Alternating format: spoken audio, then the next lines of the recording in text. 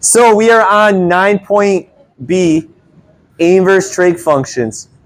This is going to be a new one today, so it would be beneficial to focus the best you can. We're going to do something new today. And it's going to be a big deal that we're going to be doing a lot of. So, do you guys remember back in the day, we learned that if we plug an inverse into our original and plug our original into our inverse, we get x, right? Do you remember doing that, like f of g of x and g of f of x? F, I almost said prime, f inverse of f equals x, right? So keep these in mind. These don't work. Trig functions, we discussed this a little bit when we did the graphing of the inverse. They don't exist for the entire interval, right? Or the function doesn't exist for the entire interval. So like, I can do this from -1 to 1 because that gives me one time around the unit, or a half time around the unit circle, right? When I'm looking at y, right?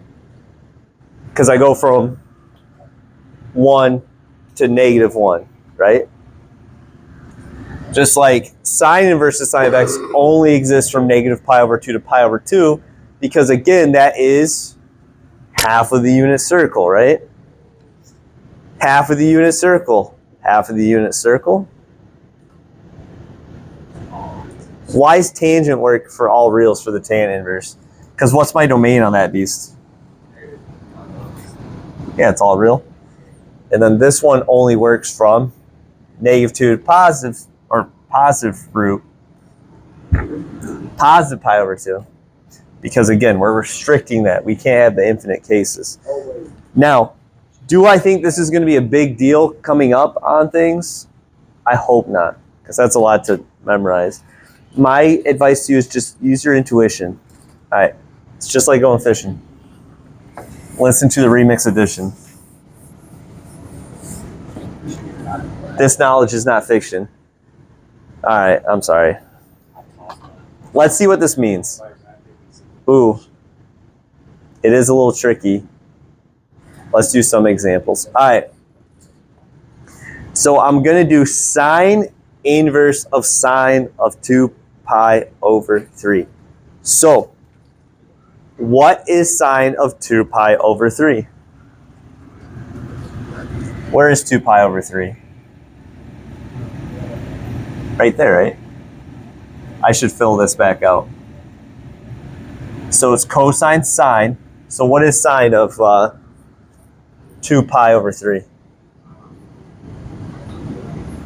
√3/2.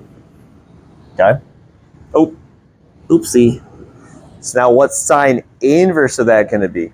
Now, when I'm dealing with sine inverse, this is going to be a terrible video, I'm realizing. I'm looking at this half of my unit circle, right? I'm looking at this half because this from here to here will cover one full range of what sine can be. Sine can go from 1 to -1, right? So when I use sine inverse, where is sine on the right side equal to √3/2?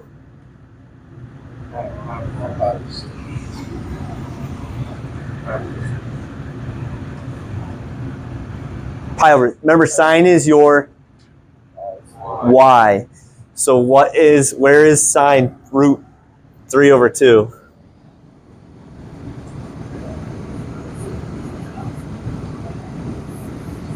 Pi/3. Again, because on my unit circle, sine is my y. So I'm looking at from 1 to -1. I'm looking at this half of it, right? So I'm looking, where is it √3/2 at pi/3?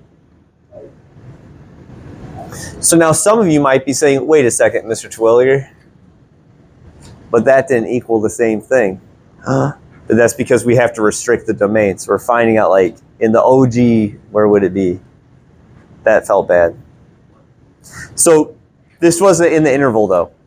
That's not in between pi/2 and -pi/2. All right, let's do B. All right, 3 pi over 4. Oh. So 3 pi over 4 is right here, right? Now, could you draw a reference triangle for these to help you out? Like if you wanted to go through, you guys remember doing that a long time ago? And then you can make that into a 45-45 triangle. Do your stuff. According to my unit circle, what was my x coordinate there?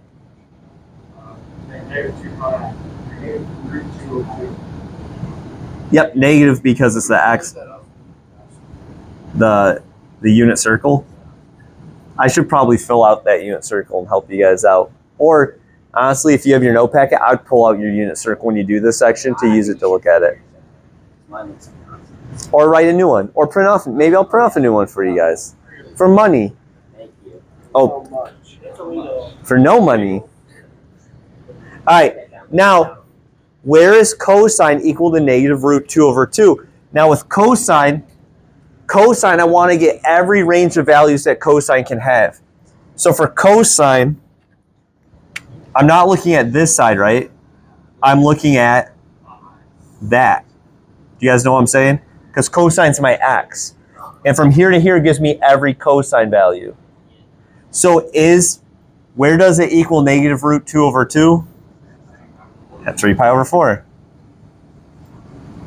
What I want you to notice is this one changed because that's not in the interval.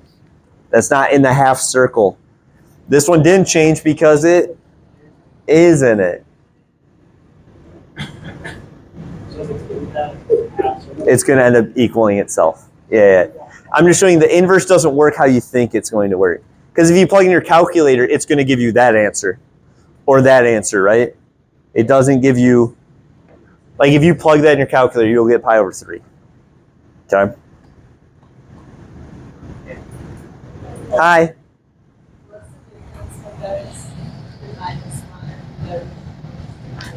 That means inverse. So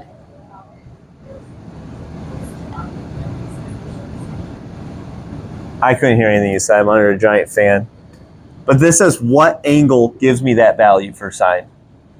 And this says sine of that angle gives you the... So like, if it's just without the negative one, I'm plugging in the angles and getting one of these answers, right? But inverse, I take one of these and get the angle. You flip your x and your y. They're inverses. Man, that's loud. My kids watched one of our AP Pre-Calc videos over the weekend. Yeah. It blew their mind again. No. No, I don't. Stop it. And stop it.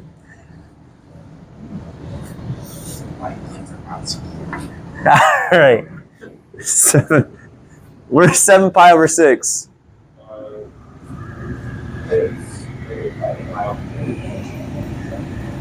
Right here, right? How did I do that so quick? I did my box method, right? I started there. Boom, boom, boom. So what are my two values here? I got what? Negative root 3 over 2 and negative a half. So they're both negative. All right. So 7 pi over 6 cosine. Is it my x or my y? X. X. It's good that we're reviewing this stuff. So I got negative root 3 over 2, right? So again, I plug in my angle. Now, based on my unit circle, this was down here, right? Is that in my interval? No. So according to my top interval, where is cosine root 3 over 2? Or negative root 3 over 2?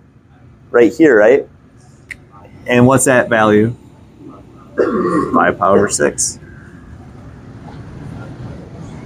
Again, why did it change? Not in my interval.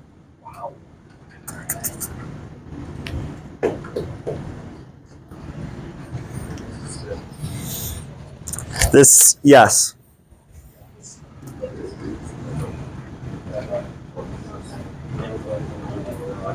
Yes. your inverses. So cosine inverse, you're always looking at the top part. Sine inverse, you're going to look on that right side.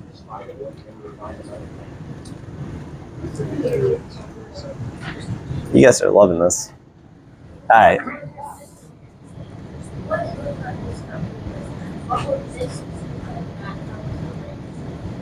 What do you want to do?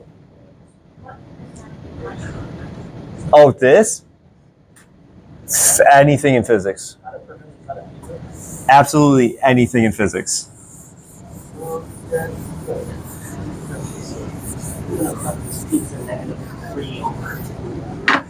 What you need to understand is this. What I'm trying to show you is, so if you're using a computer program and you're using inverses, they don't give you the actual answer you might be looking for. You might have to use coterminal angles.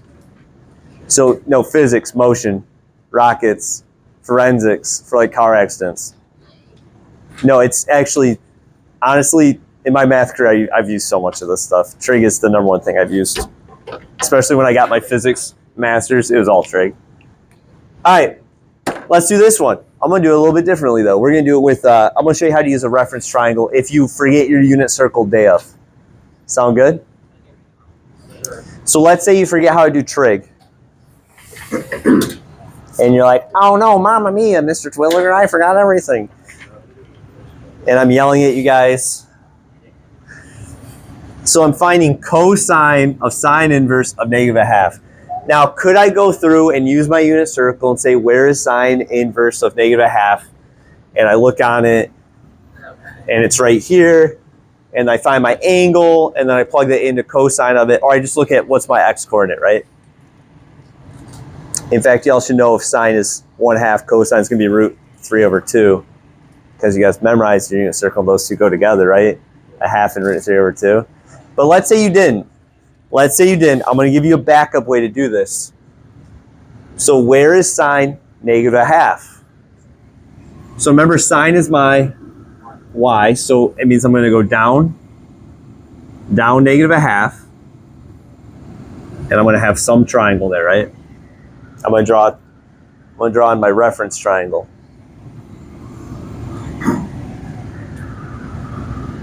So let's go even.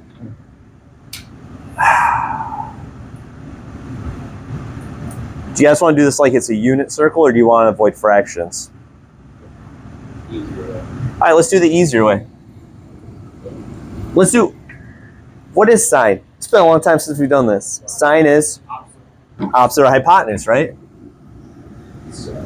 So if sine, what's our sine equal to? Sine of theta is equal to 1/2, right?